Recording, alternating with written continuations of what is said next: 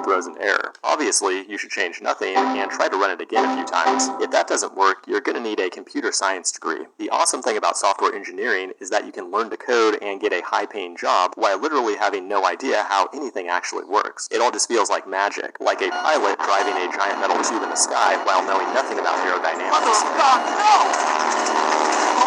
Welcome to Computer Science 101. In today's video, you'll learn the science behind the garbage code you've been writing by learning 101 different computer science terms and concepts. This is a computer. It's just a piece of tape that holds ones and zeros along with a device that can read and write to it. It's called a Turing machine, and in theory, it can compute anything, like the graphics in this video or the algorithm that recommended that you watch it. At the core of modern computers, we have the central processing unit. If we crack it open, we find a piece of silicon that contains billions of tiny transistors, which are like microscopic on-off switches. The value at one of these switches is called a bit, and is the smallest piece of information a computer can use. However, one bit by itself is not very useful, so they come in a package of 8 called a byte. One byte can represent 256 different values, like all the characters that you type on your keyboard. In fact, when you type into your keyboard, the character produced is actually mapped to a binary value in a character encoding like ASCII or UTF-8. Binary is just a system for counting, like the base 10 system you normally use when counting on your fingers, but it only has 2 characters, 1 and 0. Humans have a hard time reading binary, so most often it's represented in a hexadecimal base 16 format, where 10 numbers and 6 letters can represent a 4-bit group called a nibble. As a developer, when you write code in a programming language, it will eventually be converted into machine code, which is a binary format that can be decoded and executed by the CPU. What it doesn't do, though, is store data for your applications. For that, computers have random access memory, or RAM. It's like a neighborhood, and inside of every house lives a byte. Every location has a memory address, which the CPU can read and write to. You can think of the CPU and RAM as the brain of the computer, but in order for a computer to be useful, it needs to handle input and output. An input device might be the keyboard and mouse, while an output device might be your monitor. Luckily, most developers don't need to worry about how this hardware fits together because we have operating system kernels, like Linux, Mac, and Windows, that control all hardware resources via device drivers. Now, to start hacking on the operating system, your first entry point is the shell, which is a program that exposes the operating system to the end user. It's called a shell because it wraps the kernel. It takes a line of text as input and produces an output. This is called a command line interface. Not only can it connect to your own computer, but with the secure shell protocol, it can also connect to remote computers over a network. Now that you have access to the mainframe, it's time to pick a programming language, which is a tool that uses the abstraction principle to make computers practical to work with for humans by simplifying different systems layer by layer. Some languages, like Python, are interpreted.